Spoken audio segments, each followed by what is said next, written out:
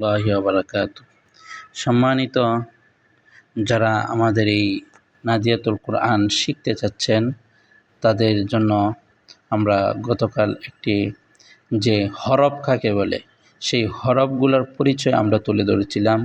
যে আমরা গতকালকে প্রথম পৃষ্ঠার পড়া দিয়েছিলাম সকলকে, যে এই যে আলিফ থেকে ইয়া পর্যন্ত প্রত্যেকটিকেই হরফ বলা হয়। প্রত্যেকটিরই এই হরফগুলোর আলাদা আলাদা পরিচয়, যে এক একটাকে এক একটা অক্ষর বলা হয়।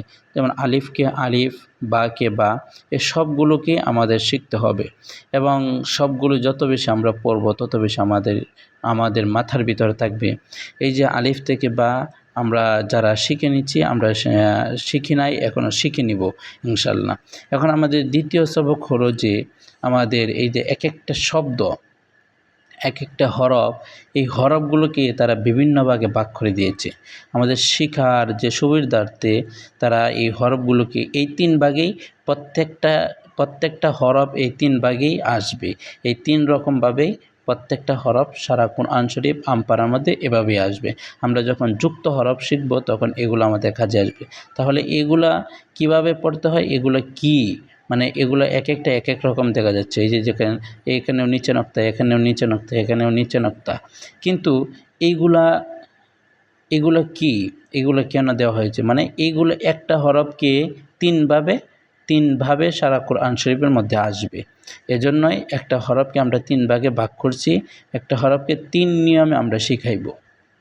যেমন এটা হলো বা, এটাও বা, এটাও বা। আমরা এই পরিচয়টা এখন জেনে নিব, মানে এই যে তিন রকম বা আছে এটা আমরা মাথার ভিতর রেখে দেব এবং বা এটা আমরা পড়ব।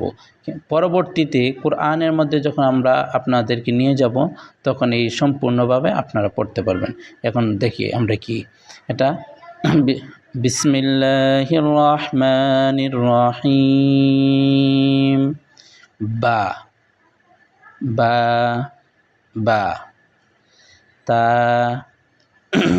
তা তা, সা সা সা, নুন নুন নুন, ইয়া ইয়া ইয়া, জিম জিম জিম, হা, এটা একদম গলার মধ্যে যাবে, হা হা হা, খ খ খ, সিন সিন সিন, শিন শিন শিন,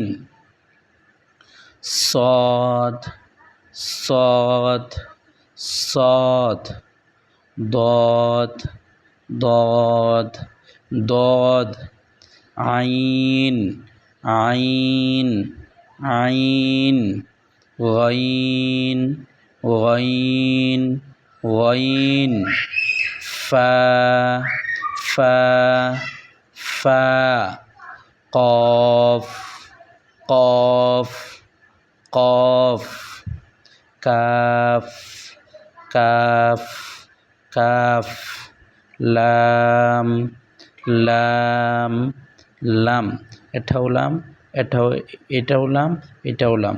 এই তিনভাবে লামগুলো আসবে। এটা মনে করবেন যে এগুলো নাই দেখে আমাদের যে লাম হবে না এমন না, লাম এভাবে তিনভাবে আসবে। পরবর্তীতে আপনারা জেনে নেবেন কীভাবে পরে।